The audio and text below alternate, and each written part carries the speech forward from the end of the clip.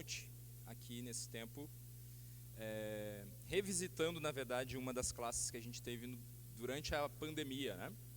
Então, agora ao vivo e a cores, a gente tem olhado aqui com a oportunidade de interação maior, certamente, né? Porque aí nós podemos ir interagindo aqui. São 10h15, que Deus nos ajude. Mas abra sua Bíblia lá em Mateus capítulo 5, vamos dar continuidade. Nós chegamos ao 6º contraste revelado por Jesus na exemplificação a respeito da justiça do reino. Então ele vem trazendo vários contrastes entre o que foi dito, entre o que a lei realmente diz, né? E aí ele então restabelece a boa interpretação a respeito da lei, né? da correta visão que se deveria ter. Então Jesus vem fazendo isso, confrontando ali fariseus e esclarecendo para o povo a verdadeira interpretação, né? Então em Mateus 5, 43 até o 48, Mateus 5, 43 a 48, acompanhem a leitura aí na sua Bíblia. Mateus 5, 43, 48, diz assim: Ouvistes que foi dito, amarás o teu próximo e odiarás o teu inimigo. Eu, porém, vos digo, amai os vossos inimigos e orai pelos que vos perseguem, para que vos torneis filhos do vosso Pai Celeste, porque Ele faz nascer o seu sol sobre maus e bons, e vir chuvas sobre justos e injustos. Porque se amardes os que vos amam, que recompensa tendes? Não fazem os publicanos também o mesmo? E se saudardes somente os vossos irmãos, que fazeis demais? Não fazem os gentios também o mesmo?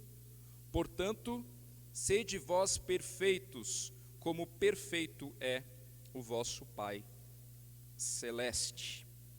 Até aqui a palavra do nosso Deus. Bom, mais uma vez, o melhor caminho para nós abordarmos essa passagem é retornando ao ensino dos fariseus. A gente tem feito isso em cada um desses contrastes, retornando ao ensino dos fariseus e dos escribas, somados ao que a lei de fato afirmava, e a correção a respeito disso nas palavras do próprio Senhor Jesus Cristo. Então esses três eixos aí permanecem presentes aqui na nossa avaliação a respeito desse texto, no estudo a respeito desse texto. Os fariseus, eles afirmavam o quê? O que está no versículo 43. Ouvistes o que foi dito? O que foi dito por quem? Por esses fariseus.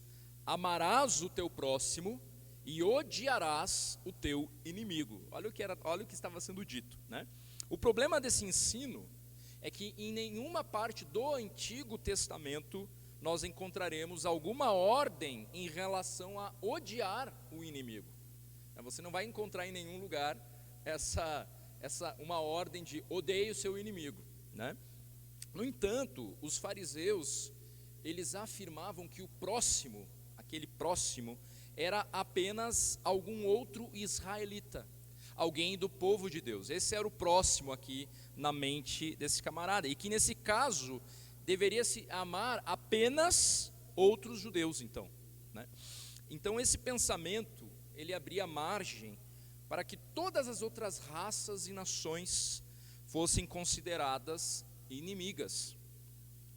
E essa distorção, ela era tomada quase como que um dever dos judeus, desprezar, odiar aqueles que não eram judeus. Então era tido como uma atitude quase que piedosa mesmo, né? de honra a Deus, como se aquela atitude de fato viesse a honrar a Deus.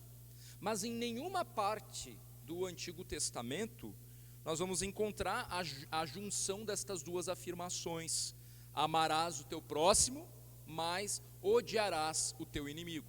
Nós não vamos encontrar isso. Agora, até como nós temos visto em Josué, né, nos nossos cultos, graças a Deus, a história de Israel pode ter contribuído para que os fariseus eles ensinassem que se deveria, vamos dizer assim, odiar a todos que eles consideravam como inimigo. Porque primeiro, ao entrarem na terra prometida, o que eles recebem? Eles recebem ordens de Deus para fazer o quê? Lembram do Éden, que a gente tem visto? Para exterminar ali os cananeus. Então, por sua vez, os amorreus, moabitas, midianitas, todo aquele povo ali, eles não deveriam ser tratados com brandura, eles deveriam ser exterminados. Então tu imagina que essa é a história contida na cosmovisão ali do povo, né, dos judeus, quando eles olhavam para o passado, né? Também fazia parte da lei o princípio de que se alguém matasse de forma involuntária o parente dessa vítima, o que ele deveria fazer, ou o que ele poderia fazer? Ele tinha permissão também para se vingar daquela morte e executar o homicida antes dele chegar lá na cidade de refúgio. Então, se ele não até ele chegar na cidade de refúgio, o cara poderia, peraí, matou aqui, foi sem querer, não interessa, eu posso matá-lo. Chegou na cidade de refúgio, agora não posso mais. Foi até aquele alcance ali, né? E então isso também fazia parte do entendimento ali daquele povo, que pode ter contribuído para esse ensinamento distorcido, né? Amarás o teu próximo, né? E odiarás, né, o teu inimigo. Nós também temos no Antigo Testamento o que são chamados os salmos imprecatórios, que até esses dias deu uma polêmica aí, né, de pastor mandando orar os salmos imprecatórios e contra né, os juízes e toda essa liderança aí. A gente confessa que dá vontade mesmo de orar, mas qual que é o problema, né?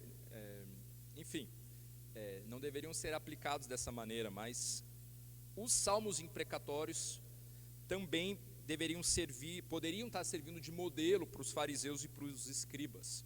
Salmos imprecatórios são aqueles salmos, né, que quando a gente vê o salmista orando, esmaga a cabeça dos meus inimigos na pedra, né? Mata lá suas crianças, esse tipo de oração que nós vemos nos salmos ditos imprecatórios em relação aos inimigos ali. Os salmos, eles apresentam maldições contra determinadas pessoas reconhecidamente inimigas. Então esse pano de fundo todo aqui talvez estivesse moldando o ensinamento desses fariseus quando eles diziam: amarás o teu próximo e odiarás o teu inimigo.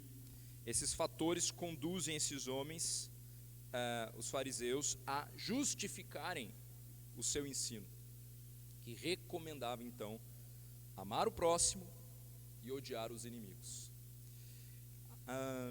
A solução, mais uma vez, então, encontra-se na percepção de que não se pode trazer os aspectos gerais aí percebidos no Antigo Testamento aplicáveis ao relacionamento entre Israel como nação e Deus, né? E de uma forma direta, né? Até mesmo para os nossos dias. Os salmos imprecatórios mesmo, como a gente falou, por exemplo, eles devem ser lidos com uma perspectiva judicial em torno da afronta contra o próprio Deus, e não uma afronta pessoalizada, né? Pensando apenas numa injustiça dirigida a nós, aos indivíduos. Então uma afronta, ela é sempre contra a glória de Deus. O salmista que está orando esses salmos imprecatórios, ele tem em vista a desonra ao nome de Deus, né? Que também, é claro, é vista na pessoa dele, mas ele é o ungido do Senhor, ele é alguém que está ali zelando pelas coisas de Deus. Então a afronta é sempre contra a glória de Deus. O zelo do salmista, nesse salmo imprecatório, é sempre motivado por essa questão e não por uma afronta pessoal. Então, quando os povos se levantavam contra Israel, eles se levantavam contra o próprio Deus. E em Josué a gente tem visto isso também, que a guerra aquela guerra santa estabelecida ali, é uma guerra onde o próprio Deus se coloca à frente, é uma guerra contra o próprio Deus, né? Então, é Deus quem vence a batalha, é Deus quem dá a vitória, inclusive, para o povo. Então, nos salmos imprecatórios, havia esse aspecto de ordem judicial e não de ordem pessoal. A dificuldade dos fariseus, então, estaria justamente na falta desta distinção, né? Eles pessoalizavam esse princípio e eles aplicavam em suas atividades comuns, em suas vidas diárias, nas pequenas coisas. Eles desconsideravam o princípio, que os princípios encontrados no Antigo Testamento diziam respeito à glória e à honra de Deus, e isso mesmo quando a nação de Israel sofria diretamente. Então, não era contra, né, Israel em primeiro lugar, era contra o próprio Deus. E aí então eles aplicavam a todos e a qualquer pessoa por quem eles tivessem aversão e que os ofendessem de alguma forma, nas suas pessoalidades. Então, a punição, a disciplina contra os que se opunham a Deus no Antigo Testamento, né, ela foi transformada em uma resposta de ódio pessoal. E toda e qualquer afronta, então, também de ordem pessoal. Então, isso foi deslocado, essa percepção, né, na cosmovisão desse povo, né, e aí daí surge o ensinamento desses fariseus. Então, a preocupação legítima com a glória e a honra de Deus, e nós vimos inclusive na semana passada, que diante disso nós não podemos ser omissos, e então nós temos que nos levantar como povo de Deus, para defender a honra e a glória de Deus, para defender a palavra de Deus. E aí nós não temos opção, né? Aí nós somos convocados a nos levantar, enquanto com relação aos nossos direitos mais pessoais, então nós somos convocados quase que a abrir mão, a dar a outra face, a andar a segunda milha, a entregar a túnica também, né? Se te pedirem a capa, você entrega a túnica, né? Então, aí sim nós temos somos convocados a abrir mão, né? Numa atitude de abrir mão do próprio eu, mas existem outras questões que não podem ser racionalizadas por nós em nome de um amor inventado. Nós temos que nos levantar contra, porque não se trata de nós mesmos, se trata do próprio Deus, se trata da honra e glória de Deus, se trata da palavra de Deus. E aí nesse sentido nós não podemos ser omissos, né, em nome do amor, né? Então, essa preocupação legítima com a glória e a honra de Deus, que a gente percebe nos salmos imprecatórios, que estava lá moldando a mente dos fariseus, foi deslocada, foi trocada por uma preocupação ilegítima, agora pela glória e honra pessoal, ainda que pudesse estar disfarçada de piedade, né, pela ideia ali de que eles eram o povo escolhido, de que deveriam mesmo ser distintos dos demais. Nós somos, afinal de contas, Israel, né, de que então eles não deveriam se associar com pagãos, com hereges. Então foi distorcido, estava justificando, né, um papel de ódio em relação a todos aqueles que não eram Israel, ou então reconhecidos como inimigos, né. Então, de forma prática, nós percebemos essa distorção em torno do odiarás o teu inimigo. Na própria lei, os fariseus, eles desprezavam os mandamentos que regulavam a conduta do judeu para com os inimigos. Porque quando a gente vai olhar para o Antigo Testamento, nós também vamos perceber que não havia respaldo a uma ordem de ódio em relação aos inimigos, mas justamente o contrário. Por exemplo, abre lá a tua Bíblia em Êxodo 23, 4 a 5. Êxodo 23, 4 a 5.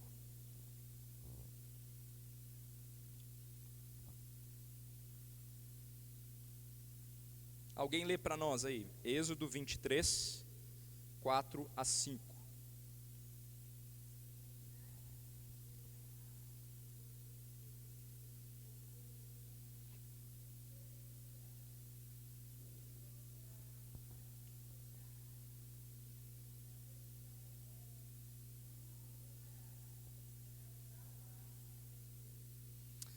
Ok, e em Deuteronômio 22, nós vamos ver o mesmo princípio. Esse mesmo princípio que a Dora acabou de ler, que a gente acabou de ler em Êxodo 23, nós vamos perceber em Deuteronômio 22. Mas agora é em relação aos que são tidos como irmãos. É o mesmo princípio. Ou seja, o mesmo proceder, tanto para os que são chamados irmãos, quanto para aqueles que são tidos como inimigos, né? Então, se vires prostrado debaixo da sua carga o jumento, daquilo que te aborrece, não abandonarás, né? Você vai ajudá-lo a reerguê-lo. Então, para Deus, o nosso próximo inclui o nosso inimigo. Para Deus, o nosso próximo inclui o inimigo. Como eu disse na semana passada, nós vimos que em relação àqueles que nos fazem o mal, nós não devemos responder com retaliação. Mas como precisamos de um Salvador, quando eu vou olhando para esses princípios estabelecidos por Deus, né? Esse princípio da negação do nosso eu em relação a quem nos faz o mal. Agora, claro, mais uma vez, nós não podemos esquecer que tem princípios que são inegociáveis e que eu e você não temos o direito de não respondermos diante da injustiça, diante da afronta contra o próprio Deus, né? Porque utilizando-se desse princípio, né? Então, mas de qualquer forma, no que compete a nós, né? E a Dora até usou a expressão, como é que era mesmo, Dora? Do direito, o bendito dos direitos disponíveis. Que aí sim nós temos o direito de abrir mão, né, desses direitos que nos estão disponíveis. Então o cara bate no meu carro, eu tenho o direito de deixar passar, né? Então, agora talvez o cara infringe todas as leis de trânsito, e aí talvez, em relação a isso, em relação a isso a gente não pode deixar passar, porque tem algo além, que vai além disso, né? Tem uma lei estabelecida. Quanto mais em relação às coisas de Deus. Mas fato é que o princípio da negação do eu leva em conta o sofrer a pena, né? O andar a segunda milha, o dar e o emprestar a quem nos pede, visando a glória de Deus e não a nossa própria glória.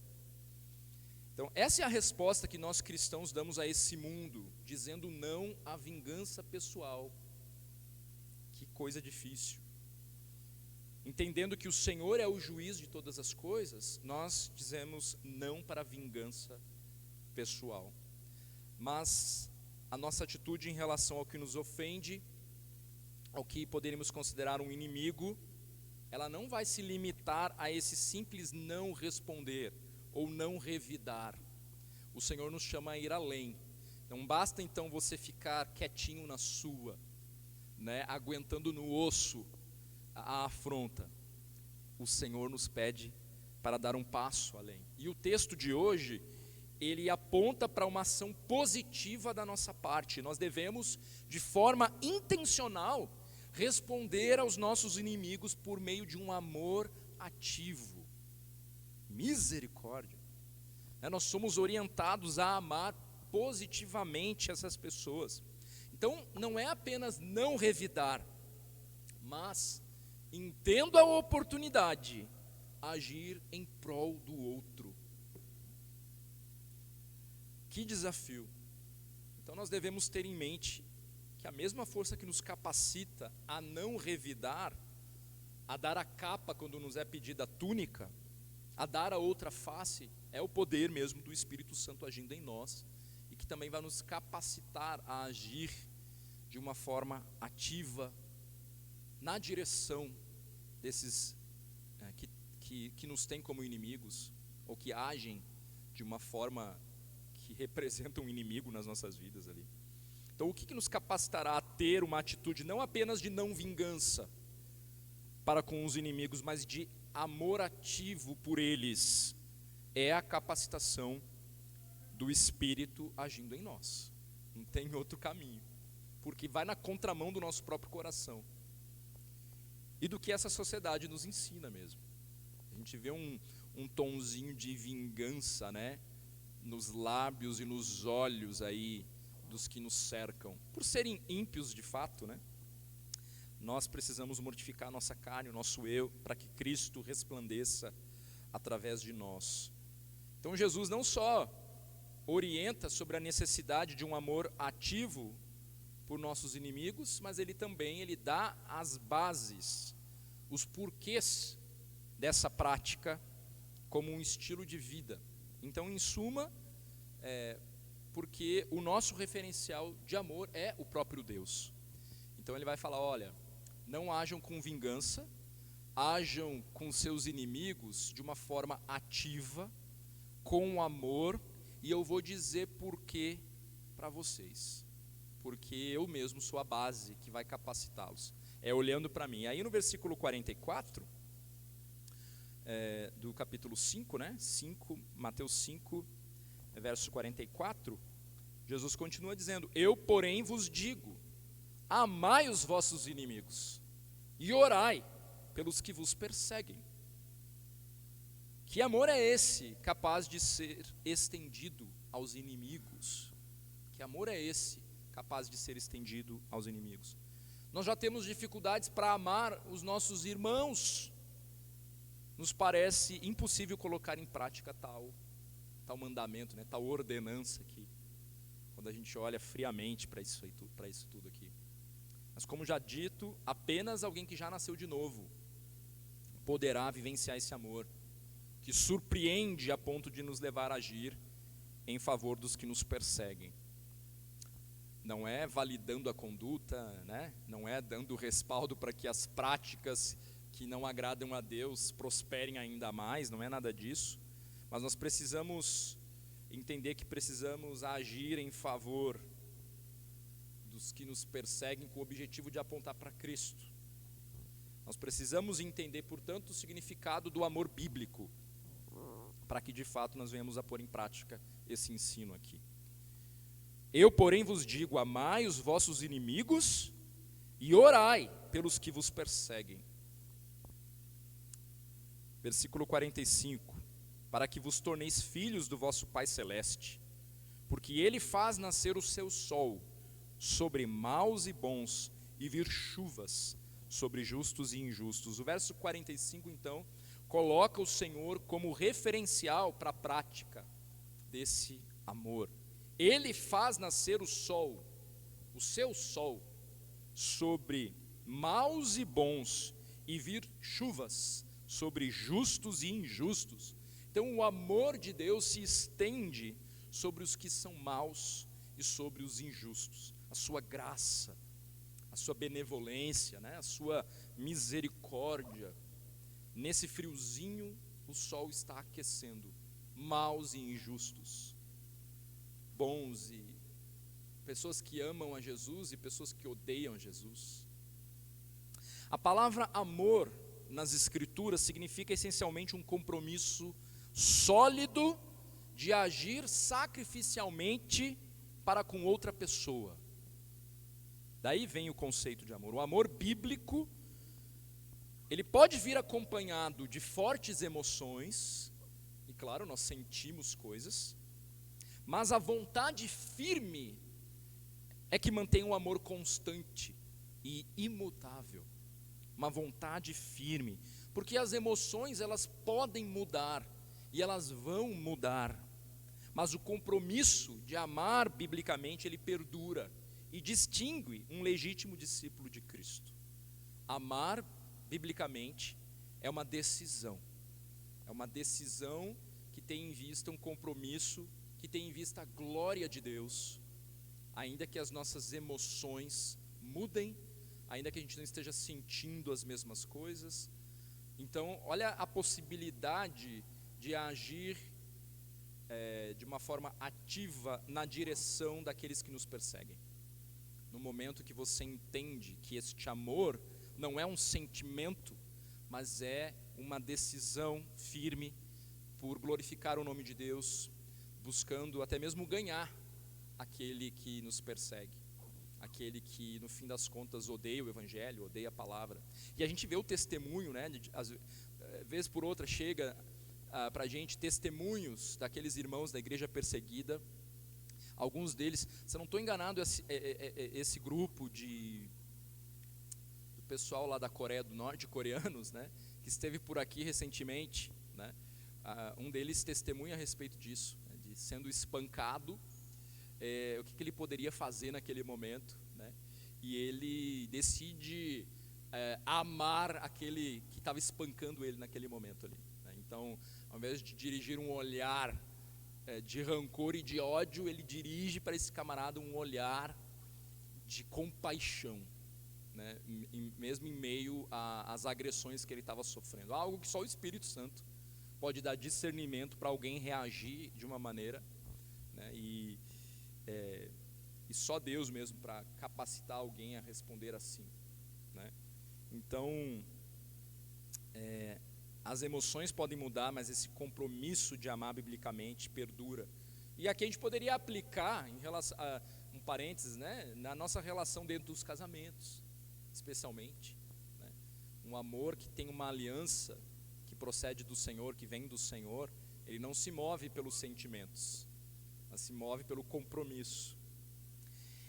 Esta é a forma de amar do cristão. Então nós não nos guiamos pelos sentimentos, mas pelo compromisso, antes de tudo, com Deus. É porque o amor é uma decisão e não essencialmente uma emoção, que nós somos inclusive capacitados a agir em favor dos nossos inimigos. Então Jesus não está pedindo de nós aqui uma emoção cativante pelos nossos inimigos. Ele está pedindo uma ação ativa de cuidado, de respeito em favor desse que não merece o nosso apreço. Com isso, mais uma vez, eu não estou dizendo que é um respeito àquilo que afronta a santidade de Deus, né? As pessoas que vão falar assim, não, mas então agora eu tenho que respeitar os homossexuais. Claro, nós temos que respeitar na condição da humanidade daquela pessoa, né? Então nós não somos e não devemos aceitar a carapuça que querem nos colocar, né, que somos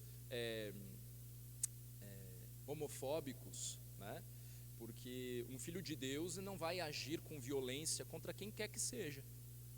Ele vai sim estender a mão àquele que carece de cuidados, independentemente de qualquer coisa, independentemente da sua condição, das suas opções, das suas escolhas pecaminosas.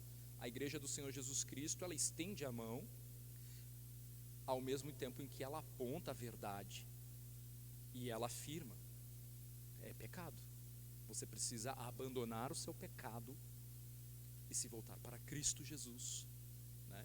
Então nós não devemos aceitar esta mentira que nos coloca como homofóbicos ao falarmos a verdade expressa nas Escrituras a respeito do pecado, né?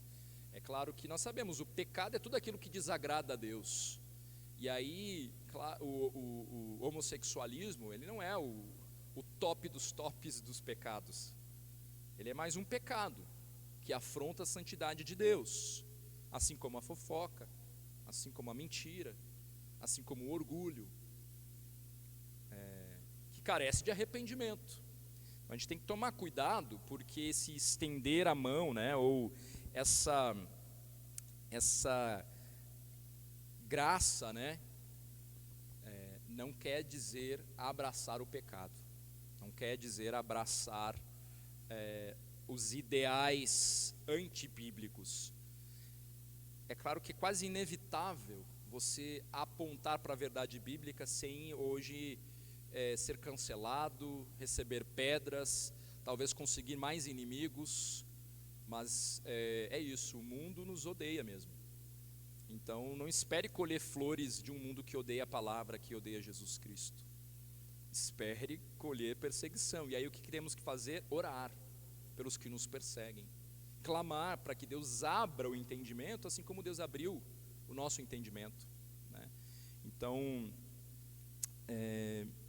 somos chamados a ter uma ação ativa de cuidado, de respeito em valor à dignidade humana, mas não quer dizer ser conivente com o pecado. Foi justamente isso que o Senhor Jesus Cristo fez por nós. Ele nos amou quando nós ainda éramos pecadores, quando nós ainda estávamos numa posição de inimizade contra Deus. O que Ele fez? Ele nos amou, Ele nos estendeu a mão. O amor de Deus é a base e o exemplo para que você expresse amor. Abra sua Bíblia lá na primeira carta de João. Primeira carta de João, capítulo 4. 1 João 4, do 7 a 10. 1 João 4, 7 a 10. Diz assim a palavra do nosso Deus: Amados, amemo-nos uns aos outros, porque o amor procede de Deus. E todo aquele que ama é nascido de Deus e conhece a Deus. Aquele que não ama não conhece a Deus, pois Deus é amor. Nisto se manifestou o amor de Deus em nós, em haver Deus enviado o seu Filho unigênito ao mundo, para vivermos por meio dele. Nisto consiste o amor, não em que nós tenhamos amado a Deus, mas em que Ele nos amou e enviou o seu Filho como propiciação pelos nossos pecados. Então Jesus, Ele não está exigindo um sentimento, Ele está exigindo de nós obediência. E Ele procura imprimir nos seus discípulos o princípio que os conduziria muito em breve à cruz. Então Ele pede aquele por quem Ele iria morrer na cruz, né? Sendo essencialmente ali inimigos de Deus, Ele pede para esses, estou prestes, daqui a pouquinho Jesus vai morrer por esses a quem Ele está pedindo isso, que eles orassem pela salvação dos seus próprios inimigos. E fazendo assim, eles testemunhariam acerca da sua identificação com o Mestre, né? A oração que Jesus faz na própria cruz mesmo, cravado na cruz, é surpreendente, né? Pelos seus inimigos ali, em todos os aspectos, nossos representantes, crucificando o Senhor Jesus Cristo naquela cruz. Ele nos pede para orarmos pelos que nos perseguem. E aí há uma identificação com o próprio Mestre, que se entregou no lugar daqueles a quem Ele está fazendo esse pedido. Os versos 46 e 48, então, eles exemplificam o padrão elevado aqui instituído por Deus em relação ao amor. Então ele se utiliza de exemplos muito claros na mente dos judeus. Ele cita publicanos e os gentios, né? E os iguala a eles. Então isso não deixa de ser uma afronta, porque os publicanos eram aqueles que cobravam os impostos, né? E eles recebiam para isso. Eles oprimiam o povo judeu, aumentando os impostos o máximo possível. Então os publicanos são vistos como inimigos aqui, né? Então o publicano, ele tinha essa reputação de extorquir. E se fosse judeu, então, aí ele era tido como um traidor, né? Mateus, por exemplo, sendo renegado ali por todos. E os gentios, eles também eram considerados a escória da humanidade, que é todo mundo que não é judeu, né? Embora no passado houvesse essa instrução de amar e de receber os estrangeiros, lembrando que eles também foram estrangeiros no Egito, né? Israel foi convocada para receber os estrangeiros que se submetessem ali à aliança, mas os gentios também eram considerados escória apesar disso. Então é provável que a opressão dos tempos do exílio tenha mudado radicalmente a disposição do coração em relação a eles. Sendo assim, então, tanto os publicanos, esses cobradores de impostos, quanto os gentios, eles eram tratados com extrema antipatia e desprezo pelos judeus. Então, basicamente, havia essa distinção entre os grupos. né? Era judeu com judeu, publicano com publicano, gentil com gentil. E aí não dá para esquecer dos samaritanos também, né? O desprezo dos judeus, então, por esses grupos, o que eles escolhiam? Eles recebiam também naturalmente da parte desses grupos a mesma resposta de desprezo, né? Então, versículo 46, porque se amardes o que vos amam, que recompensa tendes? Não fazem os publicanos também o mesmo? E se saudardes somente os vossos irmãos, que fazeis demais? Não fazem os gentios também o mesmo? Então, uma resposta de amor exclusivista, somente ao que vos amam, os igualava àqueles que desprezavam, né? Porque os publicanos e os gentios também faziam a mesma coisa em relação aos seus pares. Eles eram benevolentes, amavam-se uns aos outros e desprezavam, né? Então, que recompensa tendes? Ou seja, você acha que está agradando a Deus fazendo o que todos fazem?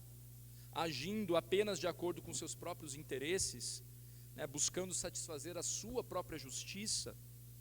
Então, o Senhor está convocando, vocês precisam ir além, precisam ser diferente, precisam ter, na verdade, um amor diferente desse amor autocentrado, que ama apenas algo em troca, né, que ama de acordo com essa lógica mundana, que ama com os olhos apenas no aqui e no agora, no que irão pensar, no que irão dizer, que inclusive tem essa aparência de piedade, mas na verdade diz respeito apenas a você mesmo, e não com a glória de Deus.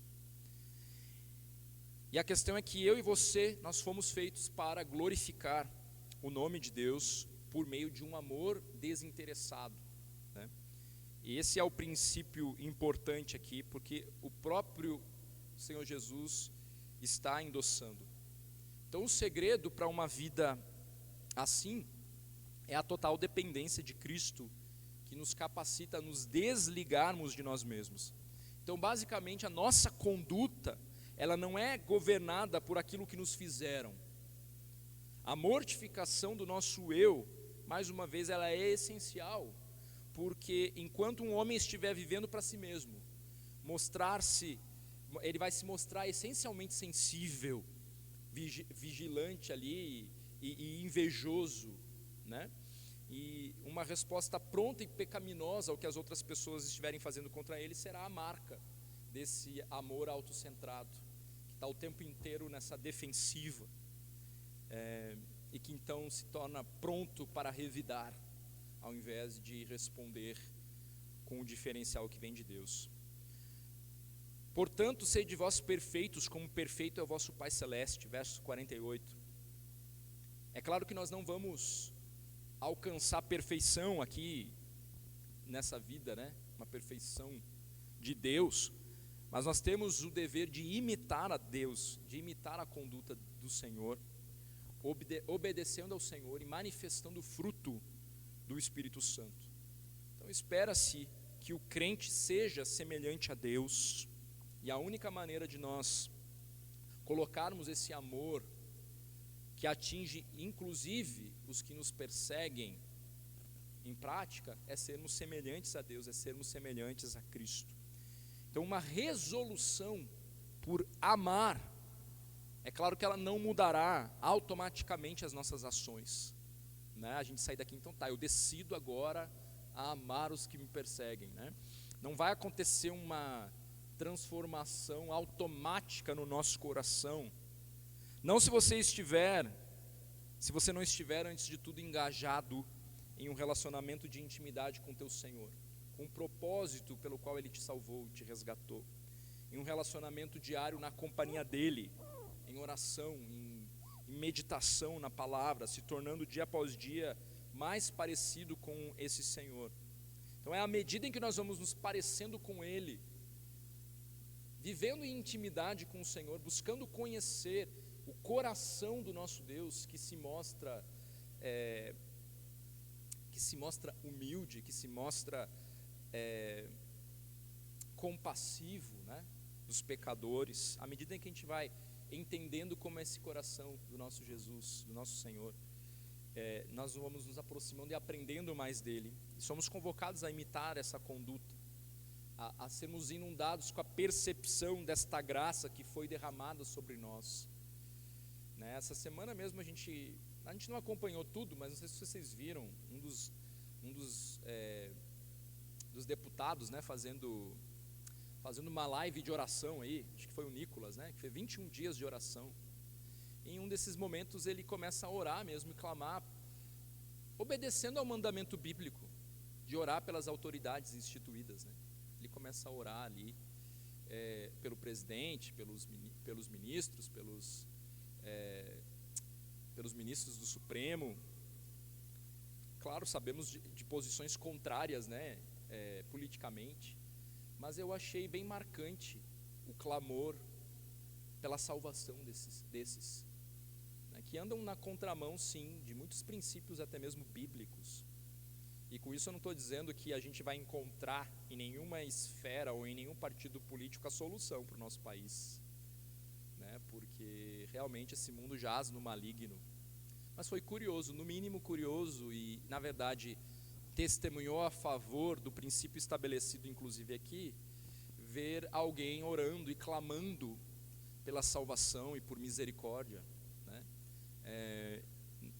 E é o que talvez nós também temos que fazer quando nos depararmos com essas sensações, né, de injustiça diante dos nossos governantes, perceber que eles também podem ser alcançados por esta graça, por esta misericórdia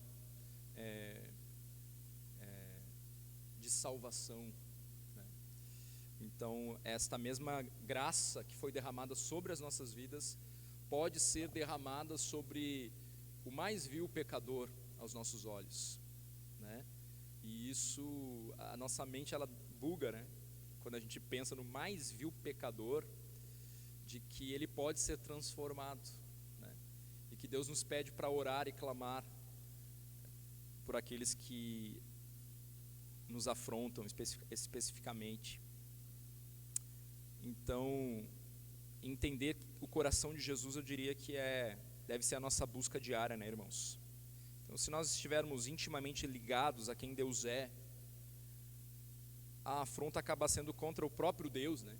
Então, nesse momento, lembrar da forma como Deus nos tratou, a forma como Ele nos perdoou, como Ele nos conduziu para um caminho de paz, é isso que vai nos capacitar a ter essa atitude de amor. Então, quanto mais a gente entender o quão pecadores nós somos, acho que mais capacitados nós vamos ser a erguer a nossa voz em favor daquele que nos persegue, daquele que está cego, morto nos seus delitos e nos seus pecados, né? Então, vamos orar para que o Senhor nos encha dessa percepção sobre quem nós somos, sobre o próprio Evangelho pelo qual nós fomos alcançados, né? Isso que é andar na contramão desse mundo, né? É olhar para as afrontas e responder de uma maneira que agrade ao Senhor. É olhar para as pessoas e as circunstâncias com esta perspectiva da eternidade. Esse é o chamado de Deus para as nossas vidas. Foi o que Ele fez por nós. Quando nós ainda éramos pecadores, Ele veio e morreu no nosso lugar, né? Então, nós não temos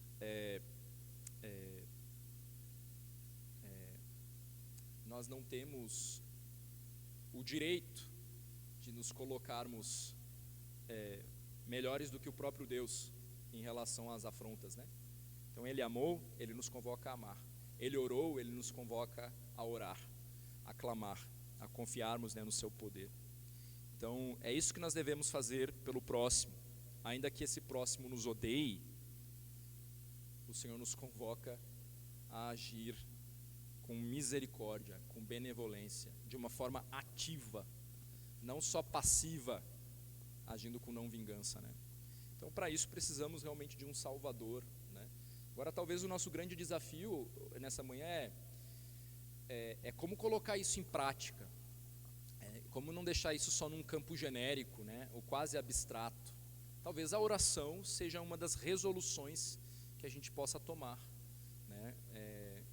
Vou orar por aqueles que me perseguem, vou orar por aqueles que se levantam contra mim por eu ser crente, por eu ser um filho de Deus que tenta se apontar para a palavra, né? Talvez uma das resoluções sejam essas, de agir, para não ficar só num campo genérico. Que outras resoluções a gente poderia ter, né? E aí talvez cada um aqui no seu contexto vai receber a oportunidade de agir, de dar este passo que deixa o inimigo até confuso em relação às suas ações, em relação às suas afrontas contra nós. Não é algo natural, eu acho. O homem natural, acho que ele não consegue vivenciar isso, né? E como fazer também isso sem ser conivente com o pecado em si, né? Sem ser um agente de promoção para o pecado, porque não é uma convocação agora para a gente patrocinar, né? Então bate lá alguém com uma ideologia completamente oposta, pregando a palavra, pregando contra a palavra, pedindo uma oferta na nossa porta. Aí a gente, peraí, eu tenho que amar o meu inimigo, deixa eu dar essa oferta. E aí você patrocina um movimento herege, não é isso, né? Então não é tão simples discernir como se posicionar diante desses inimigos sem afrontar a Deus, né? Como fazer, amar sem negociar os princípios bíblicos, sem afrontar a Deus. Aí carecemos de orar por discernimento, né? Então eu diria que mais uma vez a gente volta naquele princípio, no que diz respeito às coisas de Deus, a honra e a glória de Deus, nós não temos como ficar omissos e não dá para negociar e nem dar as mãos e nem compactuar com isso. Talvez o amor diz respeito a amar esses inimigos é quando ele diretamente afronta a nossa essência, talvez, o nosso caráter, né? E aí se liga ao texto anterior, dar a face, entregar a túnica, andar a segunda milha. E aí mais uma vez parece que talvez o termômetro para avaliar isso seja com relação à honra e glória de Deus, é inegociável. Com relação a afrontas à nossa própria honra, às nossas próprias coisas, então talvez somos convocados ainda que venham nos chamar de trouxas, né? Andar a segunda milha apontando para Deus, né? Deixando claro, faço o que faço porque pertenço a quem pertenço. Te entrego este direito que tinha, porque eu quero honrar e glorificar a Cristo Jesus, que me amou quando eu ainda era pecador. Então eu acho que não é só abrir mão, né? Mas é também ser um proclamador do Evangelho em todo o tempo. Que aí quando você agir desta maneira surpreendente em relação aos teus inimigos, ele vai, como assim? O que justifica? E aí você já, porque tem plantado a boa semente do Evangelho, então testemunha, ele faz o que faz porque ele é do povo, ele pertence ao povo que pertence, ao povo de Deus, né? Então, e assim creio que a gente glorifica o Senhor. É um chamado duro aqui, é um chamado difícil. Vamos orar e vamos clamar ao Senhor Jesus Cristo, para que isso se torne uma realidade nas nossas vidas. Eu convido você a baixar sua cabeça, a fechar os seus olhos e trazer à sua memória aí talvez circunstâncias, situações, pessoas que têm surgido na sua vida causando dano, causando o mal, retirando as suas posses, retirando a sua honra.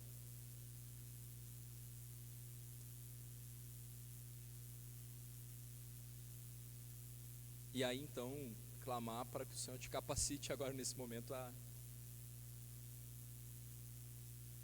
genuinamente colocar a vida dessas pessoas diante do Senhor agora, clamando por misericórdia, por salvação.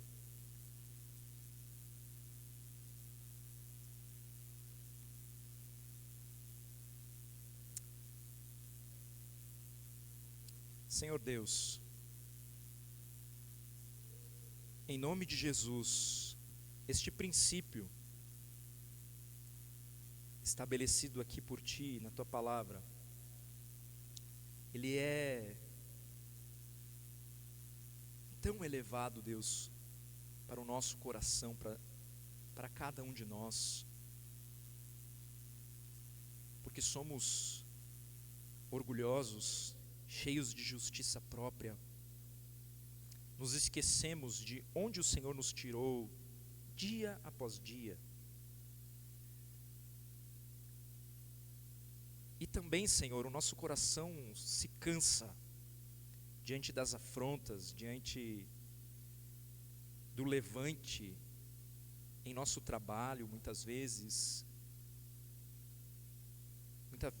cercados por homens e mulheres ímpios, invejosos, que agem traiçoeiramente. Nós precisamos do Senhor para agir com misericórdia, fazendo o bem, amando esses que estão dispostos a nos esmagar para receber um cargo. Ó Deus, nos ajude a apontar para Ti. Tu, Senhor Jesus, naquela cruz, não abriu a boca. Tu, Senhor Jesus, naquela cruz, orou, clamou por misericórdia, diante da ignorância daqueles que agiam sem saber o que estavam fazendo. Deus, nós não podemos nos comparar a Ti. O Senhor é santo e justo.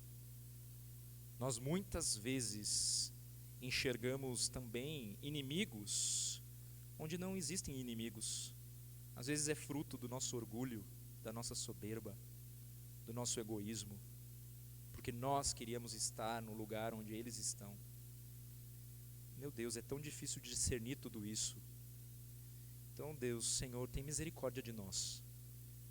Nos ajude a tomarmos uma decisão por glorificar o Teu nome, com essa atitude ativa de amor pelo próximo, inclusive pelos nossos inimigos, inclusive por aqueles que odeiam o Senhor. Nos ajude a discernir quando devemos dar a outra face, entregar a capa, a túnica, tudo o que nos pedem. Nos ajude a discernir quando devemos abrir mão e aquilo que é inegociável, que diz respeito à Tua honra, à Tua palavra, e aí nos encha de intrepidez e coragem para apontarmos para Ti. Então, Deus, por favor, nos ajude nisso, a ter esse discernimento do que é o amor bíblico, de como nos posicionarmos nesse mundo de trevas, de modo que o Teu nome seja glorificado. Nós precisamos do Senhor para discernir como que tudo isso se dá, como que devemos agir. Por favor, nos ajude e nos auxilie, Pai. E como igreja, como irmãos em Cristo, nos ajude também a percebermos que somos irmãos, que somos família, que somos um em Cristo Jesus. Nos ajude a não olharmos para os nossos irmãos como se fossem inimigos, mas que possamos perseverarmos no amor, certos de que é o Senhor quem nos une e quem garante a nossa unidade, porque estamos em Cristo. Ó Deus, então entregamos tudo isso nas Tuas mãos. Por o restante deste domingo clamamos, que seja um tempo de bênção em família, de comunhão com os nossos irmãos, e que logo mais, cada um de nós, possamos nos dirigir à Tua casa, com os nossos irmãos, com a Tua igreja, para Te prestar o culto que Te é devido. A Ti toda a honra e glória, tem misericórdia de nós, oramos em nome de Jesus. Amém e amém.